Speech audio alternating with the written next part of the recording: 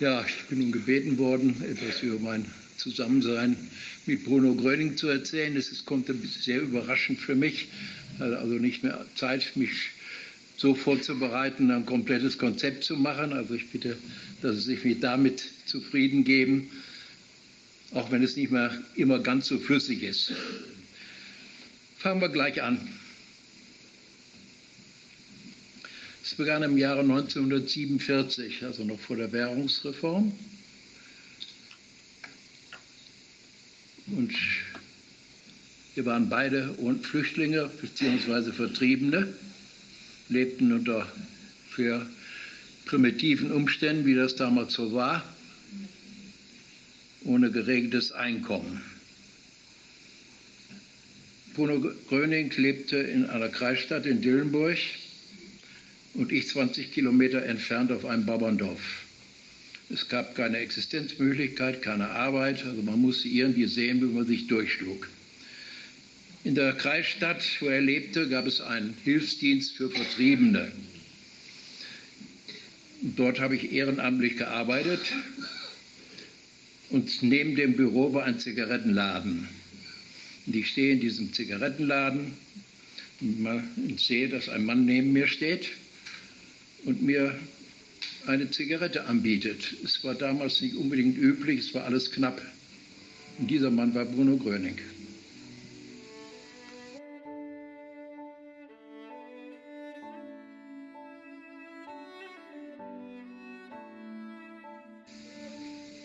Wir haben im Moment Kontakt miteinander gehabt und von dem Tag an sind wir fast immer zusammen gewesen.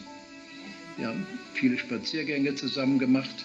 Er hat mich sehr fasziniert, weil man mit ihm über Themen sprechen konnte, die nicht allgemein üblich waren. Und das hat mich also, ich war mehr bei ihm als wie bei mir zu Hause. Wir haben ganze Nächte zusammengesessen. Und naja, wie das so war, wir haben dann überlegt, was machen wir?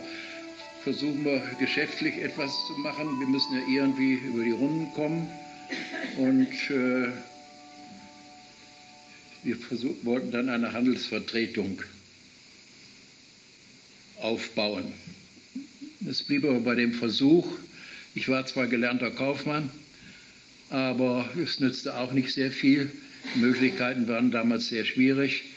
Und Bruno Gröning war wirklich kein Geschäftsmann. Wenn er alles war, aber Geschäftsmann war er nicht. Also das Ganze endete in einer großen Pleite. Und wir saßen mal wieder am späten Abend zusammen. Und plötzlich sagte er zu mir, ja, eines Tages werden tausende Menschen zu mir kommen und ich werde heilen und die Wissenschaft wird sich für mich interessieren und Ärzte werden kommen. Da habe ich gedacht, jetzt hast du ihn erwischt. Jetzt stimmt was nicht. Also jetzt habe ich angefangen, an seinem Geisteszustand zu zweifeln. Seine Frau zweifelte auch an ihm. Plötzlich war er verschwunden. Er war nicht da. Kein Mensch wusste, wo er war. Eine Woche später komme ich wieder in dieses Büro für Hilfsdienst, für Vertriebene und auch in den Zigarettenladen. Und da sagt der Tabakhändler, haben Sie schon die Illustrierte gesehen? Ich sage, nee.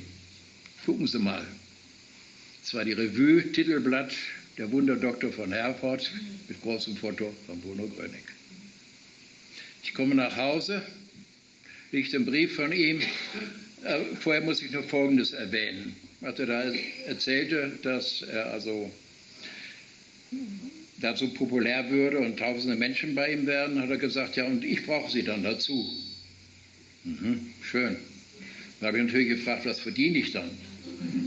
Es ging ja um die Existenz. Wir einigten uns auf 400 Mark.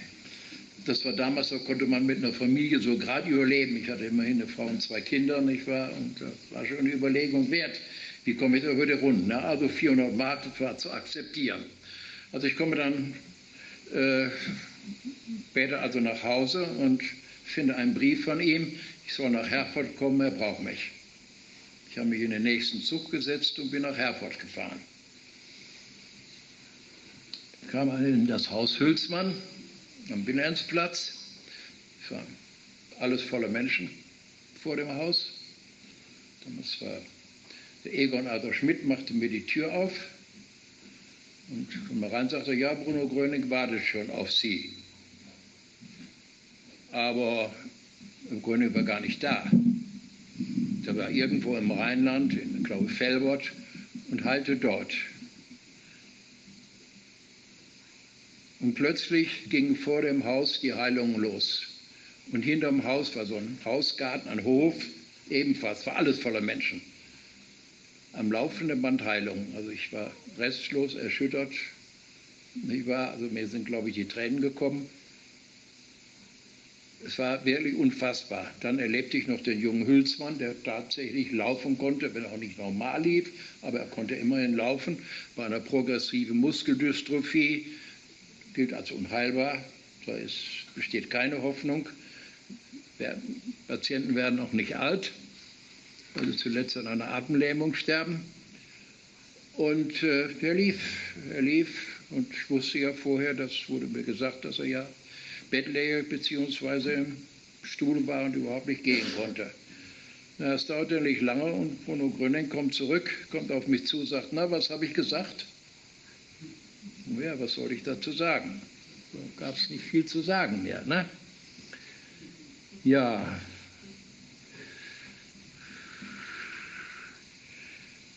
Jetzt in Herford war es natürlich sehr turbulent. Sie wissen das von dem Film, was sich da so alles abgespielt hat. Das brauche ich nicht länger erzählen. Der Boden wurde uns zu heiß dort. Und so kam ein Angebot von Herrn Havard, Traberhof hier bei Rosenheim. Er stellte Bruno Gröning den Traberhof zur Verfügung. Wir machten uns also auf zum Traberhof. Und dort war alles bestens geregelt. Wir kriegten regelmäßig zu essen. Es war eine Seltenheit damals, weil meist gar keine Zeit dafür war. Wir waren immer unterwegs. Das meiste, was wir genug hatten, war Kaffee, Zigaretten. Und davon haben wir die meiste Zeit gelebt. Wir waren also zwischendurch immer unterwegs, bis in Hamburg, überall, nicht wahr? Überall. Ne? Und also Zigarettenkaffee war überall da, Essen gab es gar nicht so oft. Schlafen war auch sehr rar. Wir waren immer auf Achse, aber wir kamen eigenartigerweise mit ein paar Stunden Schlaf aus. Das ging. Nun war das so, der Traberhof hatte noch ein Spielcasino. Es war im Grunde genommen ein Pferdegestüt gewesen und war ein Spielcasino. Und Bruno sagte, ja, also ich kann nicht heilen an einem Platz, wo ein Spielcasino ist. Daraufhin wurde das Spielcasino nach Rosenheim verlegt. Und der Traberhof entwickelte sich also ungeheuer. Es kamen immer mehr Menschen, immer mehr. Und da hatten wir eines Tages eine Situation, da ich schätze 3.000 oder 5.000, ich kann das nicht sagen, Menschen waren da. Und Bruno Gröning war in Hamburg. Ich hatte die Verantwortung für den Traberhof, für alles. Bei mir war der Amtsarzt von Rosenheim, der Landrat und der Oberbürgermeister oben, die sich fürchterlich aufrichten. Ja, hier werden Seuchen ausbrechen. Was machen wir denn? Sie müssen irgendwas machen. Was soll ich machen? Soll ich auch nichts machen. Ne? Also ich habe Gröning in Hamburg angerufen und habe gesagt, was soll ich machen? Hier sind ein paar tausend Leute, die kommen da mit Krankenwagen angefahren. Ich sage, die bringen wahrscheinlich schon die Sterbenden her. Also wie soll das weitergehen? Sagt er, ja, gehen Sie auf den Balkon, Sie wissen ja, wie das geht, und sprechen Sie zu den Leuten. Ja, es war ja alles sehr einfach. Ne? Also ich bin auf den Balkon gegangen und ich wusste ungefähr, was immer gesagt wurde. Hatte ich ja oft genug gehört. Und habe zu den Leuten gesprochen. Ja, und scheinbar passierten dann auch die Heilungen. Und plötzlich schreit ein Mann, ich kann sehen, ich kann sehen. Das ist, was mir noch in Erinnerung ist. Und dann habe ich dem irgendwo gewunken, er soll mal raufkommen auf den Balkon. Da war das ein Zigeuner, der sagte, er wäre blind gewesen, er könnte jetzt sehen. Es war nun nachts, und da habe ich gesagt, Moment, da hinten, das ist ein Haus, wie viele Fenster sind da erleuchtet? Das habe ich also verschiedentlich mal gefragt. Ja, hat er alles präzise gesagt, das hat gestimmt. Na ja, gut. Und dann habe ich mir die Adresse notiert von dem Mann und dann eine ganze Zeit lang nichts gehört. Erst ungefähr ein Jahr später, wie der erste Prozess gegen Bruno war, haben wir gemeint, wenn wir jetzt Zeugen bringen, Gehalte, dann würde das wohl auf den Prozess einen guten Einfluss haben. Also ich losgefahren und habe den Mann gesucht. Und der war gerade dabei, er hatte so ein kleines Häuschen in München, irgendwo an der Au, und war am Tapezieren. Also er konnte offensichtlich sehen. Ich habe ihn dann mit als Zeugen sozusagen angeheuert, aber das brachte gar nichts, weil es ging ja nicht darum, ob Bruno Gröning heilen konnte, sondern die Frage war, darf er? Und das war der springende Punkt. Da hätte man noch so viele Zeugen bringen können. Das interessierte überhaupt nicht. Gut, ich meine, vom Gesetz entsprechend, es gibt nun mal das Heilpraktikergesetz, das Heilen ohne behördliche Erlaubnis eben nicht geht. Und das war's. Ne? Ja.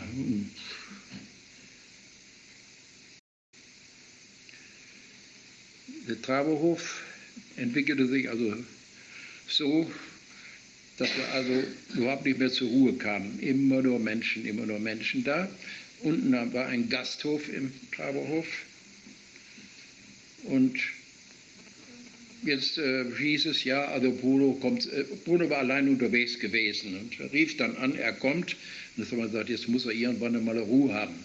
Also es darf nicht publik werden, dass er da ist. Und irgendwie hatte das der Wirt unten mitgekriegt.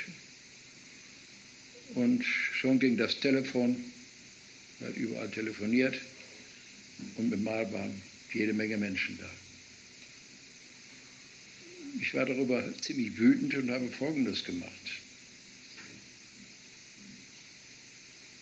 Ich habe in Rosenheim einen Saal angeheuert, habe Autobusse besorgt und habe die Leute alle in den Autobus steigen lassen, sie alle weggefahren. Alle in den Saal, das war der Flötzinger Bräu hier in Rosenheim. Nicht? Weil es war so nicht mehr tragbar. Es ging immer ums Geschäft. Unser Problem war, da wurde telefoniert, ja, hier ist einer schwer krank und Herr Gröning soll doch sofort kommen und helfen. Und also sie sind völlig verzweifelt. Naja, wenn sie ihn weich geklopft hatten, fuhr er dahin und was war? Da war bestimmt der Gasthof, wo mit mal hunderte Leute waren. Das war das Ende vom Lied. Nun war am Traberhof auch der Polizeipräsident von München und wurde dort geheilt. Der hat dort eine Rede gehalten, diese Rede habe ich auch. Und hatte Asthma und schweres Ischiasleiden gehabt über viele Jahre und wurde geheilt. Also eine tolle Rede. Ich weiß nicht, so viel Zeit haben wir nicht, sonst würde ich die Rede auch verlesen. Ich habe sie dabei, aber wird uns vielleicht die Zeit ein bisschen knapp damit. Kurz und gut, eines Tages werde ich aus Polizeipräsidium zitiert. Und ich gehe da hin und das Zimmernummer, wo ich hin sollte. Und was lese ich? Was stand da dran? Gaukelei. Da wurden wir geführt in dem Ressort. Und dann wurde mir erklärt von der Polizei, die sehr nett waren, die waren alle sehr wohlwollend. Ne? Naja, gut, mal so geht das nicht mehr weiter. Wenn Gröning kommt nach München, da ist die Straße, der Verkehr steht, nicht wahr? Es ist, wir wissen nicht mehr, wie wir damit fertig sind. Also irgendwas müssen sie machen.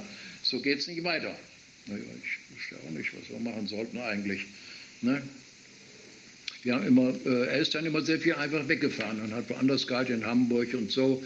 Und ich blieb aber auf dem Traberhof und eines Tages, es kamen immer mal wieder Heilungssuchende und er hatte mir einen Karton mit Staniolkugeln gegeben. Er hat gesagt, wenn da ganz ernste Fälle sind, dann geben Sie dem die Staniolkugeln. Ja, da kam ein Mann auf den Traberhof mit einem Wägelchen und hatte seinen Sohn da drauf, der vielleicht so 18 war, scheinbar gelähmt. Und klingelte oben, kam rauf und sagte, ja, er wollte doch zu Bruno Gröning und mit seinem Sohn, der gelähmt wäre. Ich sagte, tut mir leid, Bruno Gröning ist nicht da, aber ich gebe ihm eine Staniolkugel. Na gut, also er bekam die Staniolkugel und er ging. Über ein Jahr später, ich war schon nicht mehr mit Bruno zusammen, wohnte damals in Schwabing, und zwar bei Fräulein Dichtel, die Sie ja wohl alle auch aus dem Film kennen. Ja? Ich wusste ja nicht, wohin, nachdem ich weg war. Ich hatte keine Bleibe und fand Unterschlupf bei Frau Dichtel. Und ich gehe in Schwabing spazieren, kommt mir dieser Mann entgegen und sagt zu mir, Sie sind doch der Herr Kuhlmann vom Traberhof. Ich sage, ja. Ja, ich sage, wissen Sie noch, wie ich mit meinem Sohn da war? Ich sage, ja. Ja, sagt er. Ich sage, was ist denn mit Ihrem Sohn? Ja, das hat nichts gebracht, sagt er. Aber mein Leistenbruch war einen anderen Morgen weg. Aber ich habe doch gar nicht für mich gebeten, ich war doch für meinen Sohn da. Und dann war er der Meinung, dass ich seinem Sohn helfen könnte, müsste doch auch retten könnte. Und dann, er war Ingenieur und hatte in Schwabing ein Zimmer. Und seine Frau und Sohn lebten in einem Barackenlager, wo damals sehr viele, also die Peace-Gastarbeiter, die also wieder nicht zurückkamen, die nach Amerika gingen. Es war ein ganzes Lager, es waren fast alles Russen. Ja, und dann habe ich dort meine ersten Heilbehandlungen gemacht. Nicht? Damit habe ich angefangen.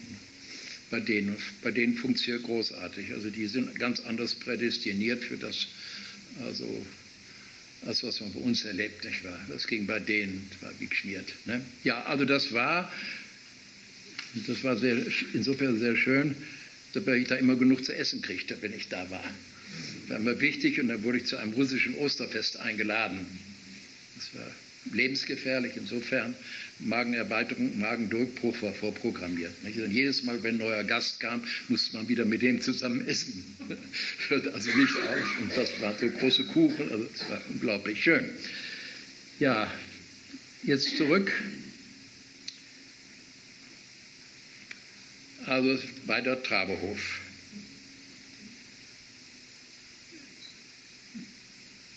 Wir blieben dann noch eine ganze Weile dort. Die ersten Gerichtsverhandlungen verliefen ja günstig, weil das Ganze war ja freie Liebestätigkeit. Damit kam man mit dem Gesetz nicht in Konflikt.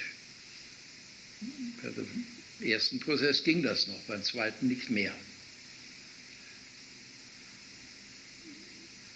Wir sind dann viel in München gewesen, mal dort und Bad Wiessee, Tegernsee, überall, nicht wahr? Ne? Und die werden das ja wissen, hat ja immer die Voraussetzungen für eine Heilung, waren immer, dass man sich auf den Strom, auf den Heilstrom konzentriert, aber nicht an seine Krankheit denkt.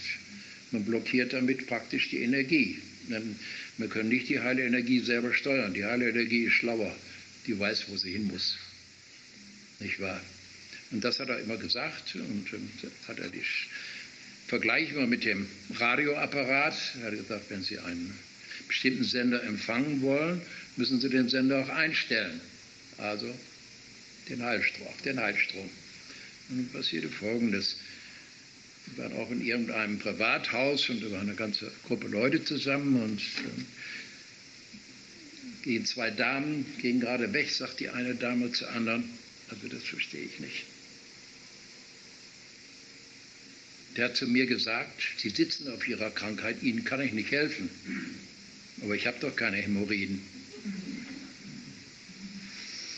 Ja, also das waren so einzelne kleine Episoden.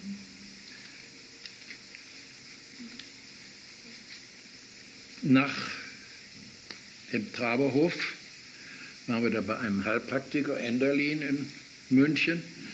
Das ging dann in geregelte Bahnen. Es war gar nicht so schlecht. Interessant war, also da wurden die Leute voruntersucht, damit das eine Regelung hatte.